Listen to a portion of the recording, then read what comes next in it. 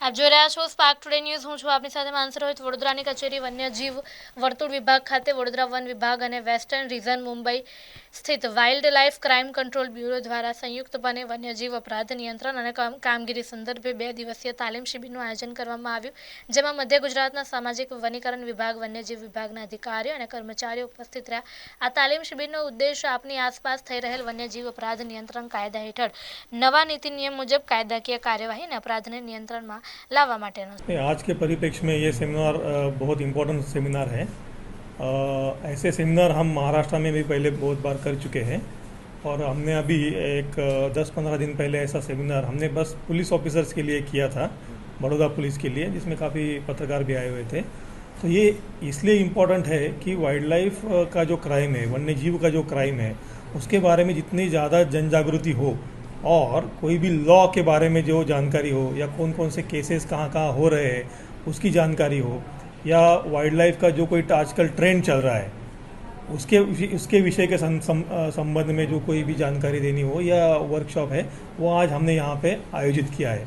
तो इसका एक ही उद्देश्य है कि जो कोई भी एनफोर्समेंट एजेंसी है, फॉरेस्ट है, पुलिस है, कस्टम है, रेलवे पुलिस है, इनकी सहायता से WCCB और ये बाकी के जो विभाग है, इन सबका ये कोऑर्डिनेटेड अगर एफर्ट्स होगा तो हम जो वन्यजीव का जो अपराध है उसको कम कर पाएंगे। ये उद्देश्य इस आज के 2 दिवसीय जो कार्यशाला है उसका है। सर, कैसे प्रकार के किस प्रकार के क्राइम होते हैं और किसके उसको रोकने के लिए आप क्या उसमें क्या स्ट्रेटेजी यूज कर रहे हैं? हाँ, जैसे कि अभी इन्होंने जो पूछा है कि किस किस प्रकार के क्राइम होते हैं, जैसे कि हम एक ट्रेंड्स के बारे में बताएंगे, जैसे कि अपना लेपर्ड हो गया, लायन हो गया या शेर, टाइगर हो गया, इनके नाखून और चमड़ी, इस प्रकार के कुछ गुने, इस प्रकार के कुछ क्राइम्स होते हैं।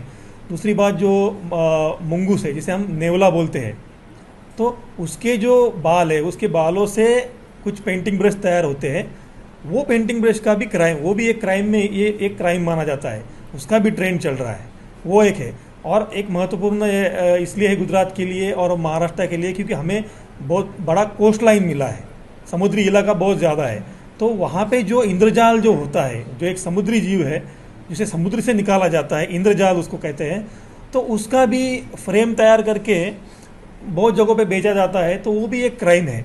तो इस तरह के जो क्राइम है जो समाज को इतने ज़्यादा पता नहीं है, लेकिन हमारे ऑफिसर्स को पता है, तो उसमें अभी क्या चल रहा है, उसमें कितना शिक्षा का प्रावधान होता है, उसमें एक रिफ्रेशमेंट कोर्स जो हम बोलते हैं, ये इन 2 दिवसीय प्रोग्राम में हमने उसको इंक्लूड किया है। सर, ये पूरा एक नेक्सस, एक पूरा नेटवर्क है, जैसे कि अभी भी फिलहाल ही कुछ गेंडे का हॉर्न पकड़ाया था और इसमें आप भी मतलब इन्वेस्टिगेट कर रहे थे, हाथी दांत पकड़ाए थे।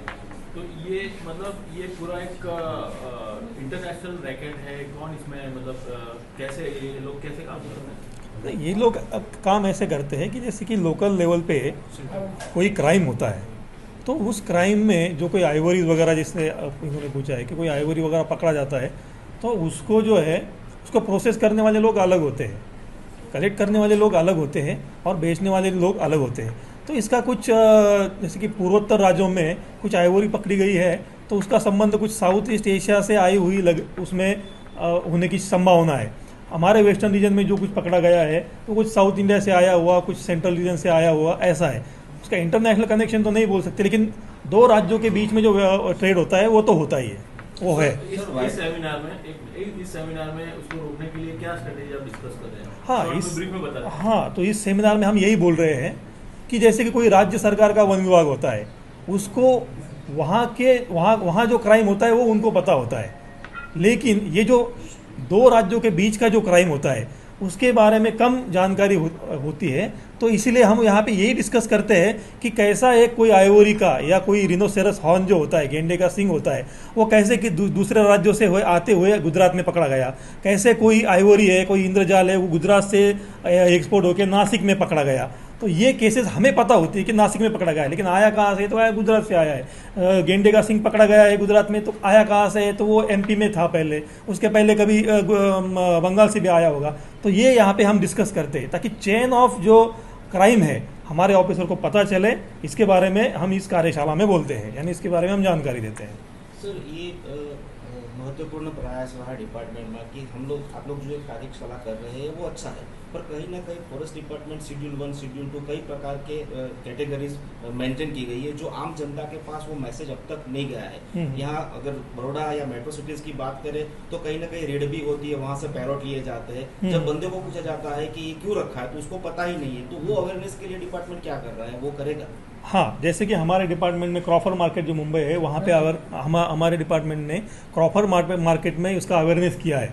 तो अभी क्रॉफर मार्केट में आपको पैरेट दिखेगा ही नहीं, और कुछ केसेस 1-2 केस हो जाते हैं, उनको पता होता है, क्योंकि अगर आपको बाहर नहीं दिखाई देते हैं इसका मतलब है अंदर जो पकड़े जाते हैं उन लोगों को पता होता है। और जैसे कि आपने सवाल जो पूछा है कि इसके लिए डिपार्टमेंट क्या कर रहा है, इसके लिए फॉरेस्ट डिपार्टमेंट ने इस संबंध में ज़्यादा से ज़्यादा लोगों तक ये जानकारी पहुंचानी चाहिए कि ये पंछी जो है आपको रोज़मर्रा का दिखता है, लेकिन ये वाइल्ड लाइफ प्रोटेक्शन एक्ट के अंतर्गत एक गुनाह है, आप उसको आपके घर में ना रखें। और मैं पत्रकारों से भी अपील करता हूँ कि this is the most important ये मीडिया है कि जो लोगों के बता सकता है कि ऐसे जानवर और ऐसे जो पंछी है घर में रखना एक क्राइम है। तो मैं आपके माध्यम से यही दरख्वास्त करूँगा लोगों से कि ये ऐसे पंछी, पोपट या जो पैराकिट्स है वो अपने घर में ना रखें। આજના seminar wild life crime control bureau western region Mumbai દ્વારા અને વન વિભાગ ગુજરાત દ્વારા આયોજિત કરવામાં આવેલ છે। આમાં વન પ્રાણી જે ક્રાઇમ થાય છે, ગુના થાય છે, આ બાબતમાં માહિતગાર કરવા માટે સ્ટાફને, કેમ કે જેમ વન પ્રાણી માટે ગુના વધે છે અને આનો પ્રકાર જુદા જુદા આવે છે, તો નવા પ્રકારોને કેવી રીતે અમારા માણસો અને સક્ષમ પહોંચશે આ માટે છે। ખાસ કરીને સાયબર ક્રાઇમ, કેમ કે અત્યારે જેટલા બી વન પ્રાણીઓના વેચાણ થાય છે કેટલા વાર ઇન્ટરનેટ પર એવો સાઇટ્સ હોય છે, અને ખાસ કરીને ડીએનએ બાબતમાં ડીએનએ ફોરેન્સિક અને કેવી રીતે ફોરેન્સિકની મદદ મળીને અમારા સ્ટાફ માહિતગાર થશે આ બાબતમાં છે। આમાં બડોદા વર્તુળના સ્ટાફ છે, બડોદા ડિવિઝનના સ્ટાફ છે, જાંબુગોળાના સ્ટાફ છે, કુલ 30 આરફો ફોરેસ્ટર અને બીટ ગાર્ડ ધાબોના ટ્રેનિંગ રાખવામાં આવેલ છે। મારા સાથે મારા મિત્ર શ્રી યોગેશ છે, જે ત્યાંનો ડાયરેક્ટર છે વાઇલ્ડ લાઇફ ક્રાઇમ કંટ્રોલ બ્યુરોનું મુંબઈનું।